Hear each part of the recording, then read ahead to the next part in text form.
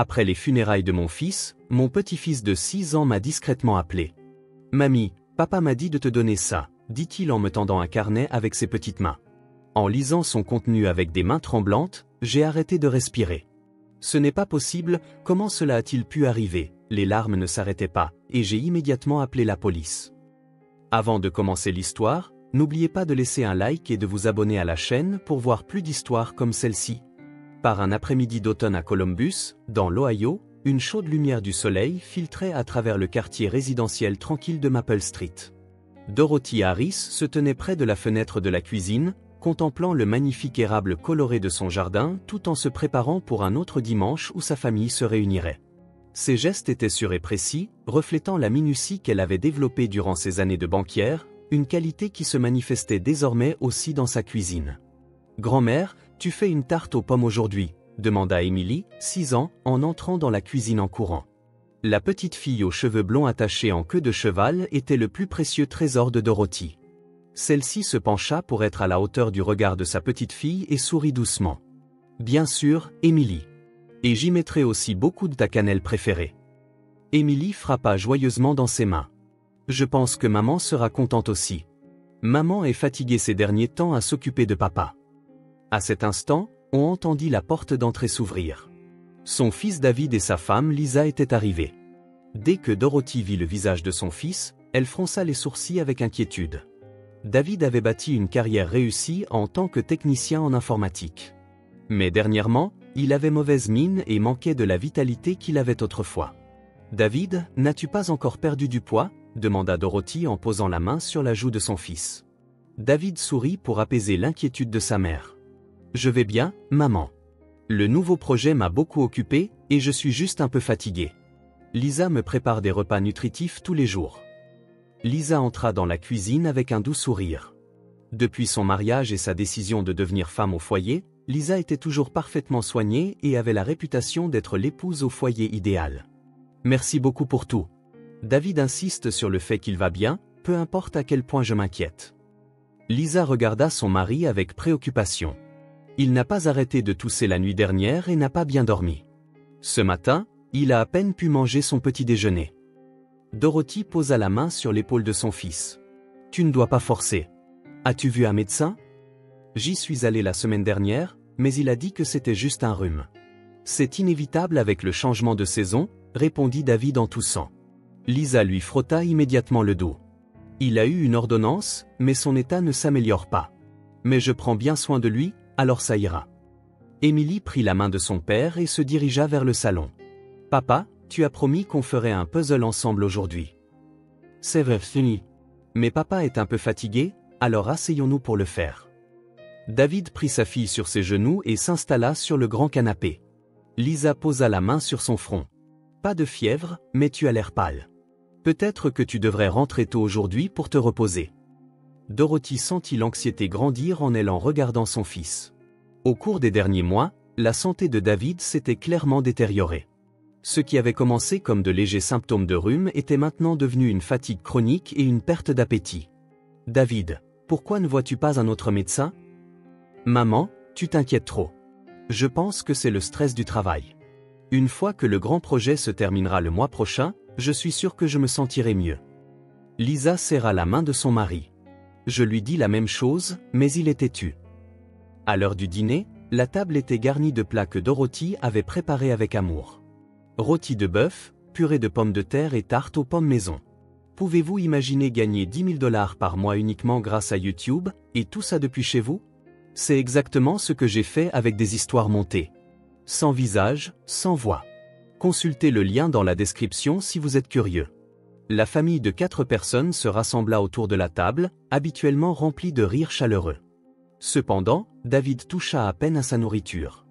Lisa observait son mari avec inquiétude, mettant de temps en temps de la nourriture dans son assiette. « Tu n'as pas à te forcer, » dit doucement Lisa. « Quand nous rentrerons à la maison, je te préparerai une soupe facile à digérer. » Emily, assise sur les genoux de sa grand-mère, grignotait sa tarte aux pommes. « La tarte aux pommes de grand-mère est la meilleure du monde, n'est-ce pas, papa ?» David regarda sa fille et sourit faiblement. « C'est vrai, fini.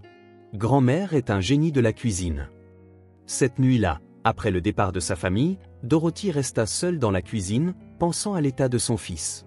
Son instinct maternel lui disait que quelque chose d'inhabituel se passait. Mais en pensant au dévouement avec lequel Lisa s'occupait de lui, elle ne pouvait qu'espérer que ses inquiétudes étaient infondées.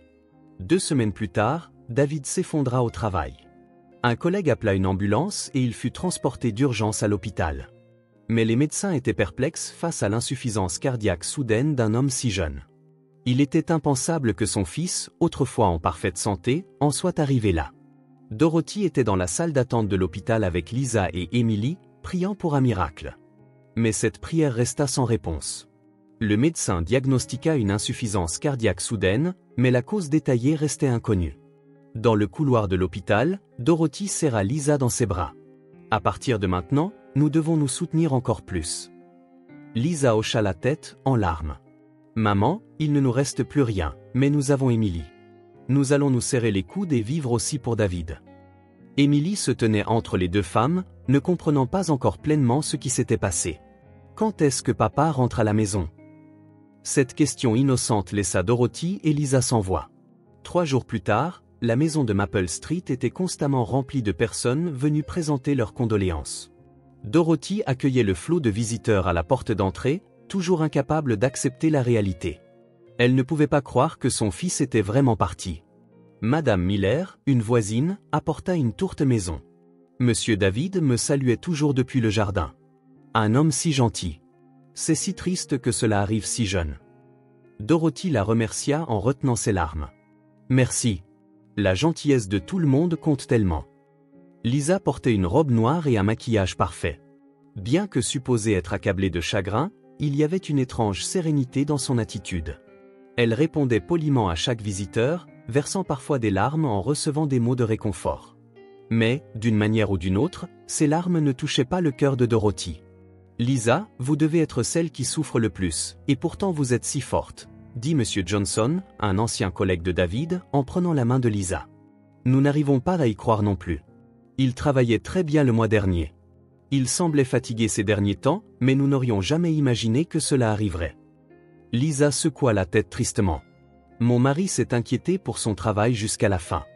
Il craignait de causer des problèmes à tout le monde. » Pas du tout. David était notre fierté. Sans lui, le projet de développement du nouveau système n'aurait pas réussi, poursuivit Johnson, mais il y avait des moments où il ne semblait pas bien. Il se reposait souvent à son bureau pendant les pauses déjeuner. Était-il allé à l'hôpital? Oui, plusieurs fois, soupira profondément Lisa. Mais le médecin disait que c'était le surmenage. J'ai une expérience d'infirmière, alors j'ai fait tout ce que je pouvais. Dorothy, qui préparait du café pour les visiteurs dans la cuisine, entendit la conversation entre Lisa et le collègue. Elle sentit un léger malaise dans sa poitrine, sans pouvoir en identifier la cause. Dans l'après-midi, M. Smith, de l'entreprise de pompes funèbres, rendit visite à la famille. Le vieil homme, fort de ses années d'expérience dans ce métier, procéda tranquillement aux arrangements, percevant les émotions de la famille. D'abord, concernant l'horaire des funérailles, que diriez-vous de mardi après-midi? Lisa sortit son agenda. Ce serait parfait. À combien de personnes devons-nous nous attendre? Quelle était l'étendue des amitiés de David? Demanda poliment Smith. Environ 30 collègues de l'entreprise, une dizaine d'amis de ses années d'étudiants et une vingtaine de parents. La réponse de Lisa fut rapide et précise, comme si elle s'y était préparée à l'avance.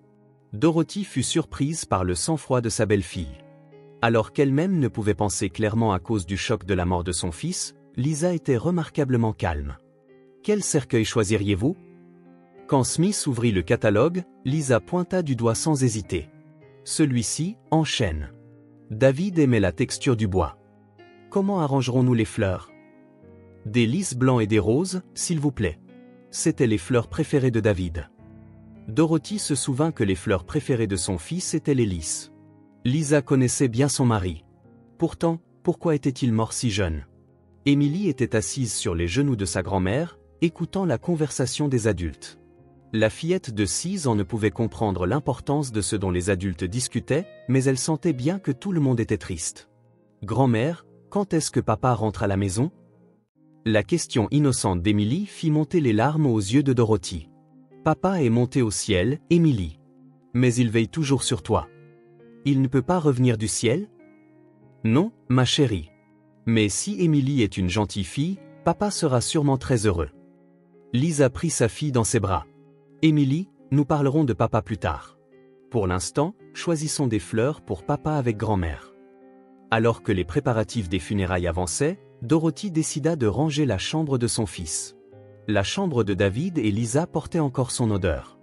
Dorothy prit les vêtements de son fils et les serra contre sa poitrine. « Maman, laisse-moi faire », dit Lisa en entrant dans la pièce. « S'il te plaît, ne te fatigue pas trop. »« Merci, Lisa. Mais je veux ranger moi-même les affaires de mon fils. » Dorothy ouvrit le tiroir du bureau de son fils. À l'intérieur se trouvaient des documents de travail et des photos de famille. Au-dessus, un dessin d'Émilie, une image de la famille de 4 personnes se tenant la main et souriant. David chérissait les dessins d'Émilie. Oui, il les portait toujours sur lui, sourit Lisa. Il aimait vraiment sa fille. Dorothy trouva l'agenda de son fils. Les dernières pages contenaient des notes sur sa santé. Maux de tête persistants, perte d'appétit, réveil nocturne. Lisa, David se sentait si mal que ça? Lisa regarda l'agenda. Oui, j'étais inquiète, mais il insistait pour dire qu'il allait bien.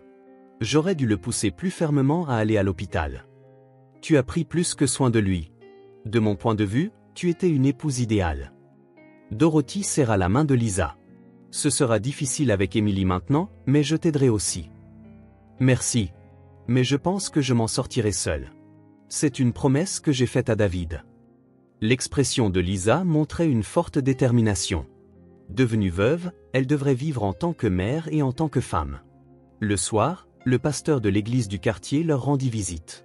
Le pasteur O'Connor était depuis longtemps un pilier pour les habitants de la communauté, un homme doux. « Je suis vraiment désolé pour votre perte. David a beaucoup œuvré dans le groupe de jeunes de notre église. » Merci, pasteur. Mon fils était sous votre garde. Je prendrai la parole aux funérailles, mais pourriez-vous me dire quelque chose sur David? Lisa prit la parole. Mon mari était dévoué à sa famille et prenait son travail au sérieux.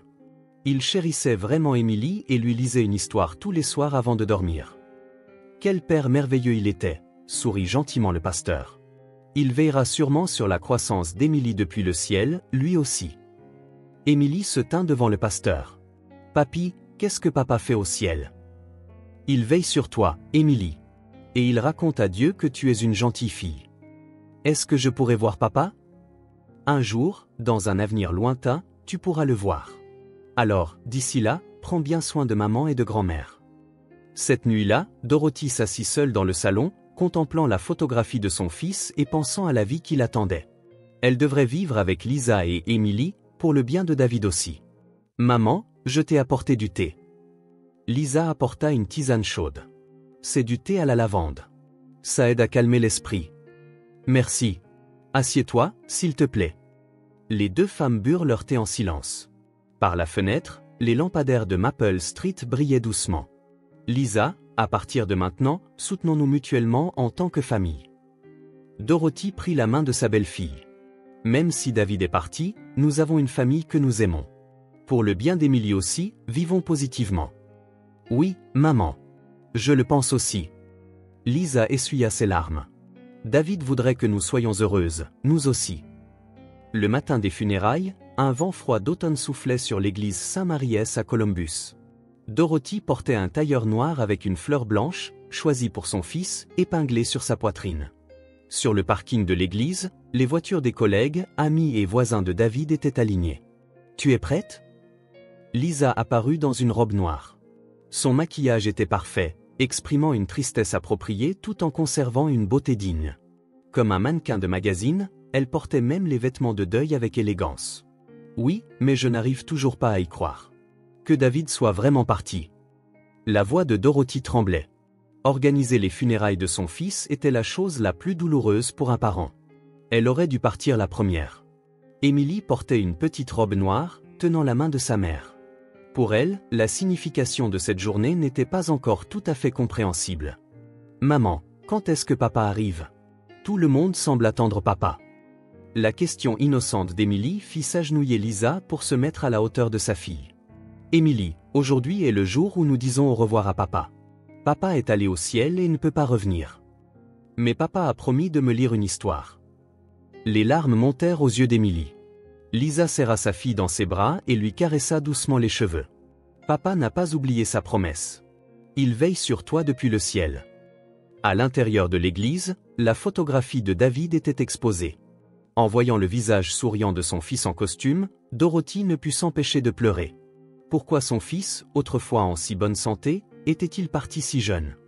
Les participants arrivaient les uns après les autres. Les amis d'université de David, ses collègues de travail, les habitants du quartier. Tout le monde pleurait cette mort survenue trop tôt et offrait des mots de réconfort à la famille endeuillée. Lisa, ça a dû être si difficile. Je pense que David a vécu un mariage heureux, dit Michael, un ami d'université de David. Il parlait toujours fièrement de toi et d'Emily. Merci. Mon mari chérissait beaucoup sa famille, répondit Lisa en essuyant ses larmes. Son expression traduisait parfaitement le chagrin d'une veuve. Les funérailles commencèrent. L'éloge funèbre du pasteur O'Connor loua le caractère et les réalisations de David. David Harris était un homme qui vivait pour son épouse, sa fille et sa mère bien-aimée. En tant que technicien en informatique, il était respecté par de nombreux collègues. En tant que père, il aimait sa fille. En tant que fils, il chérissait sa mère. Certains participants furent émus aux larmes. Dorothy regardait le cercueil de son fils, lui parlant dans son cœur. « David, tu as vraiment été un bon fils. Tu es ma fierté. » Au moment de la présentation des fleurs, Émilie s'approcha du cercueil de son père avec un petit bouquet de roses blanches. « Papa, je te donne des fleurs. Réveille-toi. » La petite voix d'Émilie résonna dans l'église. Tous les participants avaient les larmes aux yeux. Lisa posa la main sur l'épaule de sa fille et la guida doucement. « Émilie, pose-les doucement. Papa sera content aussi. » Après la fin des funérailles, alors que les participants se préparaient à se rendre au cimetière, Émilie s'approcha de sa grand-mère. Les adultes autour d'eux étaient occupés par les salutations et le rangement, et personne ne remarqua Émilie et Dorothy. « Grand-mère. » Émilie appela sa grand-mère d'une petite voix qui manquait de son énergie habituelle. « Qu'y a-t-il, Émilie ?» Dorothy se pencha pour être au niveau des yeux de sa petite fille. Émilie regarda autour d'elle, s'assura que personne ne regardait, puis sortit quelque chose de son petit sac. « Papa a dit de te donner ça. » Ce qu'Émilie tendait était un petit carnet avec une couverture en cuir marron. Le carnet était un peu trop grand pour les mains d'un enfant, mais Émilie le tenait soigneusement à deux mains. « Papa a dit ça ?» Dorothy était confuse. David était mort au travail et Émilie n'était pas avec lui. L'autre jour, papa est venu dans ma chambre et il m'a dit de donner ce carnet à grand-mère, mais il a dit de le garder secret pour maman, continua Émilie avec une expression sérieuse. Papa a dit que s'il lui arrivait quelque chose, je devais le donner uniquement à grand-mère. Les mains de Dorothy tremblaient. Elle ne pouvait imaginer ce que son fils avait voulu dire en confiant ce carnet à Émilie. « Émilie, est-ce que ça vient vraiment de papa ?»« Oui. Papa m'a dit, grand-mère est quelqu'un en qui tu peux avoir confiance. » Dorothy prit le carnet. Il était plus lourd que prévu et semblait densément écrit à l'intérieur. Sur la couverture était inscrit « DH, privé, de la main de David. »« Je ne peux pas le dire à maman », demanda Émilie avec inquiétude. « C'est vrai, fini. Gardons ça secret entre nous. » Dorothy mit le carnet dans son sac à main. Elle était au milieu des funérailles, entourée de gens. Elle le lirait attentivement à la maison, seule. Après la cérémonie d'inhumation au cimetière, le groupe devait prendre un repas léger dans la salle paroissiale. Dorothy échangeait des salutations avec les gens tout en ne pouvant s'empêcher de penser au carnet dans son sac à main. « Maman, merci pour tout ton travail. » Lisa s'adressa à Dorothy avec préoccupation. La journée a été longue.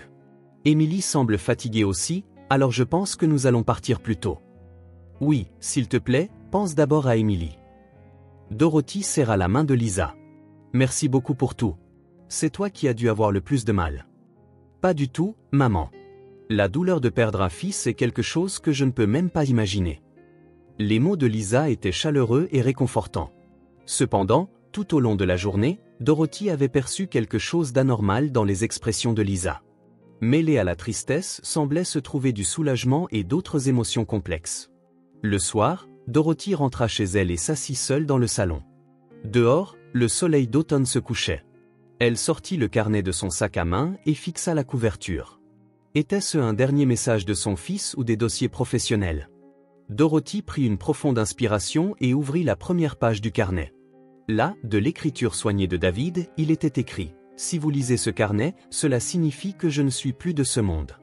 Maman, ce que je vais écrire est peut-être difficile à croire, mais c'est la pure vérité. Je suis en train d'être empoisonnée. » Les mains de Dorothy tremblaient. Elle relut encore et encore, mais les mots ne changeaient pas. Son fils avait écrit qu'il était empoisonné. La page suivante contenait des relevés détaillés des dates et des symptômes. Les notes se poursuivaient sur plusieurs pages, documentant toutes des symptômes après avoir consommé de la nourriture et des boissons préparées par Lisa. Dorothy eut l'impression de ne plus pouvoir respirer. Non, c'est impossible. Elle le dit à voix haute, mais sa voix ne semblait pas être la sienne. Que sa belle-fille bien-aimée ait empoisonné son fils était impensable. Le carnet continuait. Il y avait des pages avec des photos prises par des caméras cachées, des photos de Lisa mélangeant une poudre dans la soupe dans la cuisine, ouvrant des capsules de médicaments et remplaçant leur contenu par une poudre différente. Et sur la dernière page, une photo de Lisa enlaçant un homme inconnu. Sous la photo était écrit « Lisa et le pharmacien Mark Thompson ». Dorothy ne put se tenir debout. Ses genoux cédèrent et elle faillit laisser tomber le carnet. Celui qui avait tué son fils bien-aimé était la belle-fille en qui elle avait eu confiance. Et le complice était un pharmacien. Un meurtre planifié par quelqu'un ayant des connaissances spécialisées. Ce n'est pas possible. Pourquoi ? Les larmes coulaient sur les joues de Dorothy. La preuve que son fils avait laissée avec ses dernières forces. La vérité qui lui avait été confiée par l'intermédiaire d'Emily. Les mains tremblantes, Dorothy prit le téléphone et appela la police. Dans la salle d'interrogatoire du poste de police, Dorothy tendit le carnet de David à l'inspecteur, les mains tremblantes. L'inspecteur Johnson, avec 30 ans d'expérience, trouvait de tels cas d'empoisonnement domestique rares et examinait attentivement les preuves. Madame Harris, le contenu de ce carnet est en effet grave. Êtes-vous certaine que votre fils a enregistré cela lui-même ? Oui, sans aucun doute. C'est l'écriture de David, répondit Dorothy en essuyant ses larmes. Mais je n'arrive pas à croire que Lisa ait pu faire une telle chose. Elle était infirmière, elle travaillait pour aider les gens. L'inspecteur Johnson tourna soigneusement les pages du carnet. Les notes de David étaient extrêmement détaillées, incluant les dates, les aliments consommés, les symptômes et même des photographies. Nous allons enquêter sur ce pharmacien, Mark Thompson, mentionné ici. Qu'est-ce que votre fils écrit à son sujet ? Dorothy lut d'une voix tremblante, l'amant de Lisa travaille à la pharmacie centrale. Responsable de l'approvisionnement en poison et du calcul des doses létales. L'inspecteur fronça les sourcils. Très précis. Il y a aussi des photos. Cela pourrait être une preuve décisive. La seconde moitié du carnet contenait des enregistrements chronologiques des rencontres secrètes de Lisa et Mark, de leur rendez-vous à l'hôtel, de leurs conversations téléphoniques et des détails de leur plan effroyable. Après avoir découvert l'infidélité de sa femme, David avait installé des caméras cachées pour rassembler des preuves. Pourquoi votre fils n'a-t-il pas contacté la police directement ? C'est aussi écrit ici, Dorothy ouvrit une autre page. Il avait besoin de preuves solides. Lisa était une ancienne infirmière avec des connaissances médicales et pouvait habilement dissimuler les choses. De plus, compte tenu de la garde d'Emily, il fallait agir avec prudence. L'inspecteur Johnson hocha la tête.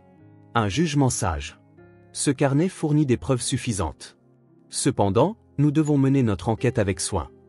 Le lendemain, Dorothy était à la maison avec Emily. Lisa était sortie en disant qu'elle avait des courses à faire.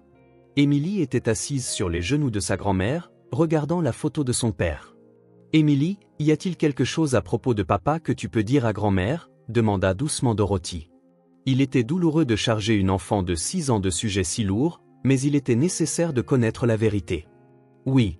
Papa semblait parfois malade. Emily leva les yeux vers sa grand-mère avec des yeux innocents, surtout quand tonton Mark venait. Tonton Mark ? Le cœur de Dorothy se mit à battre la chamade. Quel genre de personne est-il ? L'ami de maman. Il est grand et porte des lunettes. Il venait parfois chez nous et parlait avec maman dans la cuisine, continua Emily. Mais quand tonton Mark venait, papa disait toujours qu'il avait mal à la tête. C'est bizarre, n'est-ce pas ? Emily, de quoi parlaient tonton Mark et maman ? Je ne sais pas vraiment. Mais il parlait à voix basse et il lui a montré un petit sac avec de la poudre blanche. Dorothy eut le souffle coupé. Ce dont Emily avait été témoin était la remise du poison. Emily, as-tu parlé à quelqu'un de cette poudre blanche ? Non. Maman a dit, c'est un médicament pour adultes, alors ne le dis ni à papa ni à personne. Sa petite fille innocente avait été témoin du crime de sa mère. Dorothy sentit sa poitrine se briser de colère et de chagrin. À cet instant, on entendit la porte d'entrée s'ouvrir. Lisa était de retour. « Je suis à la maison. » La voix joyeuse de Lisa retentit. Elle se dirigea vers la cuisine avec des sacs de courses. « Je vais préparer un délicieux dîner aujourd'hui. » Dorothy garda son calme. « Bon retour, Lisa. Qu'as-tu acheté ?» Des ingrédients pour un bœuf stroganoff, le plat préféré de David. Et si on cuisinait ensemble ce soir en sa mémoire? La suggestion de Lisa lui glaça le sang. Selon le carnet, Lisa avait déjà empoisonné un bœuf stroganoff. C'est une belle idée. Mais je suis fatiguée aujourd'hui, alors faisons-le demain. Vraiment? Mais je pensais que David en serait heureux. Lisa parut légèrement déçue, mais sourit bientôt. Je comprends. Faisons-le demain. Le soir, après le départ de Lisa et Emily, Dorothy appela de nouveau la police. « Inspecteur Johnson, j'ai obtenu un témoignage important d'Emily. » Dorothy rapporta en détail le témoignage de sa petite-fille, l'existence d'un homme nommé Mark, la remise de poudre blanche et la demande de secret de Lisa. « C'est un témoignage important. Demain, nous passerons à l'action. Nous prévoyons d'arrêter Mark Thompson à la pharmacie centrale simultanément. » Le lendemain matin, Dorothy prenait son petit déjeuner comme si c'était une journée normale.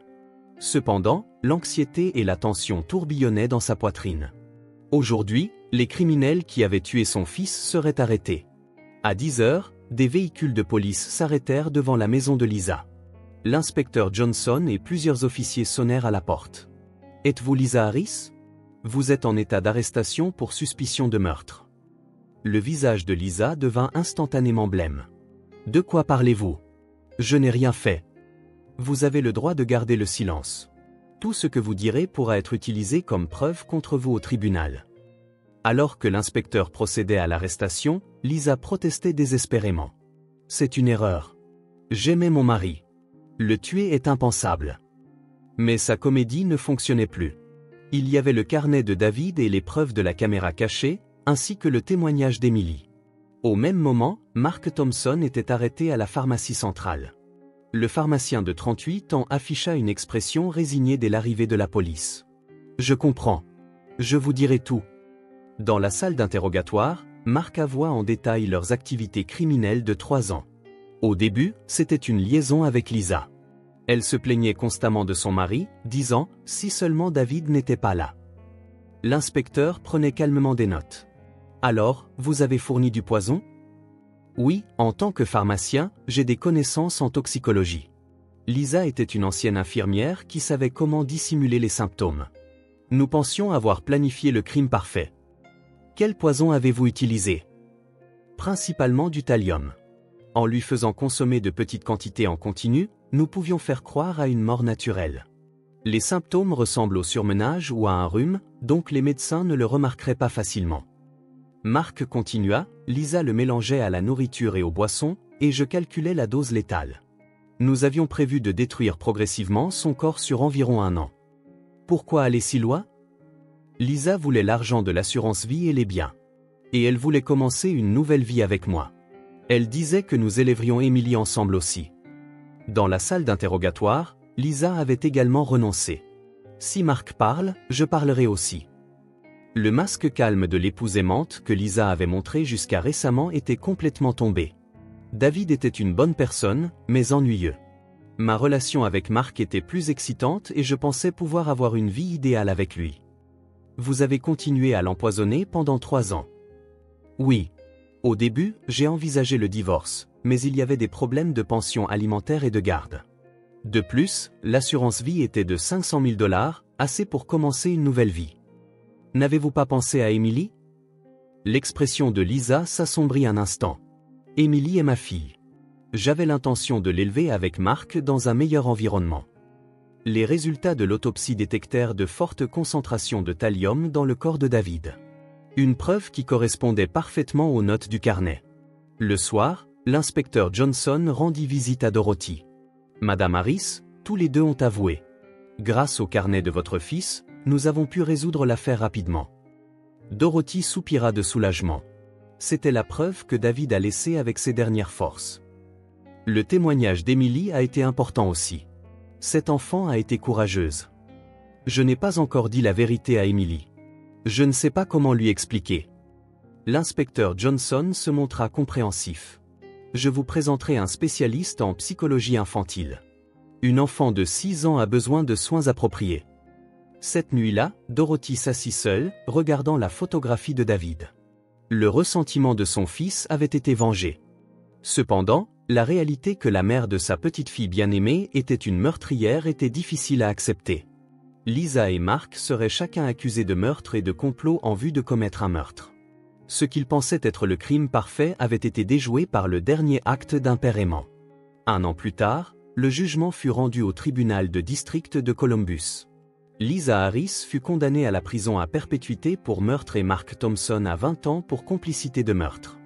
Des accusations de fraude à l'assurance furent ajoutées et leur culpabilité fut confirmée. Dorothy était assise tranquillement dans la galerie du tribunal, écoutant le verdict. Le ressentiment de son fils avait été vengé, mais la blessure dans son cœur ne guérirait jamais complètement. Pourtant, elle ressentait un soulagement que justice ait été faite. L'accusée Lisa Harris a commis le crime extrêmement malveillant d'empoisonner systématiquement son mari pendant 3 ans et la possibilité de réhabilitation n'est pas reconnue. Par conséquent, je la condamne à la réclusion à perpétuité. La voix solennelle du juge résonna dans la salle d'audience. Lisa avait essayé de jouer la victime jusqu'à la fin, mais sa performance perdit toute signification face à des preuves accablantes. Après le procès, Dorothy commença une nouvelle vie avec Emily. Le tribunal de la famille accorda la garde d'Emily à Dorothy, et des jours tranquilles commencèrent pour la grand-mère et sa petite-fille. « Grand-mère, qu'est-ce que tu vas lire aujourd'hui » demanda Emily, 7 ans, en posant sa tête sur les genoux de sa grand-mère. La lecture du soir était une précieuse tradition héritée de son père. « Que dirais-tu du Petit Prince » C'était un livre que papa aimait aussi quand il était enfant. « Oui, et raconte-moi aussi des histoires sur papa. » Emily adorait entendre les souvenirs de son père. Dorothy racontait à plusieurs reprises à sa petite-fille l'enfance de David et combien il avait aimé Emily. Concernant l'existence de Lisa, elle expliqua seulement que maman était partie très loin. Suivant les conseils du psychologue pour enfants, elle prévoyait de lui dire la vérité quand Emily serait plus âgée. « Grand-mère est comme ma vraie maman. » Les mots désinvoltes d'Emily firent monter les larmes aux yeux de Dorothy. Même sans lien de sang, son amour pour cet enfant n'était pas différent de celui pour une vraie fille. Emily, la famille, ce n'est pas une question de lien du sang. Le plus important, c'est de prendre soin les uns des autres. Je comprends. Alors grand-mère et moi, nous sommes une vraie famille. Le sourire innocent d'Emily remplit Dorothy d'une chaleur venue du fond du cœur. La tristesse d'avoir perdu son fils ne guérirait jamais. Mais tant que cet enfant serait là, elle ne perdrait jamais l'espoir de vivre. Pendant ce temps, Lisa passait des jours solitaires dans une cellule de prison. Les autres détenus regardaient froidement cette femme qui avait tué son mari en laissant un enfant derrière elle. Personne ne venait lui rendre visite, et ses liens avec le monde extérieur disparurent progressivement. Sa relation avec Mark s'était également effondrée. Les deux qui pensaient s'aimer se blâmèrent mutuellement après leur arrestation et s'accusèrent l'un l'autre au tribunal. Leur liaison était basée sur des désirs égoïstes. Après tout, Mark passait aussi des jours désespérés en prison. Sa licence de pharmacien fut révoquée, et la voie de la réinsertion sociale était incertaine. Ce qu'il avait cru être de l'amour pour Lisa n'était qu'une soif d'excitation. Il le comprenait maintenant. Un dimanche de printemps, Dorothy et Emily se rendirent sur la tombe de David. Des fleurs fraîches étaient posées près de la pierre tombale, et les deux joignirent tranquillement leurs mains en prière. « David, Emily grandit en bonne santé. Elle est comme toi, intelligente et gentille. » Dorothy parlait à son fils dans son cœur. « Grâce au carnet que tu as laissé à la fin, la vérité a éclaté. J'élèverai Emily avec soin. Alors, repose en paix. Papa, s'il te plaît, viens voir ma présentation à l'école. » Emily parla aussi, ses petites mains jointes. « Grand-mère et moi, on s'amuse bien ensemble tous les jours. » Sur le chemin du retour du cimetière, Emily marchait en tenant la main de sa grand-mère. « Grand-mère, restons ensemble pour toujours. » Bien sûr, Emily. Grand-mère est ton plus grand soutien.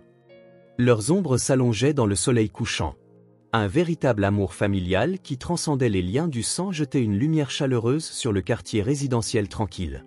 Contrairement aux faux amours et aux désirs que Lisa et Mark poursuivaient, une affection sincère grandissait entre Dorothy et Emily. Elle réalisait chaque jour que la famille n'est pas une question de lien du sang, mais de cœur connecté par le souci de l'autre. La fille que David avait protégée au péril de sa vie grandissait maintenant heureuse auprès de quelqu'un qui l'aimait vraiment. C'était le plus bel hommage de tous.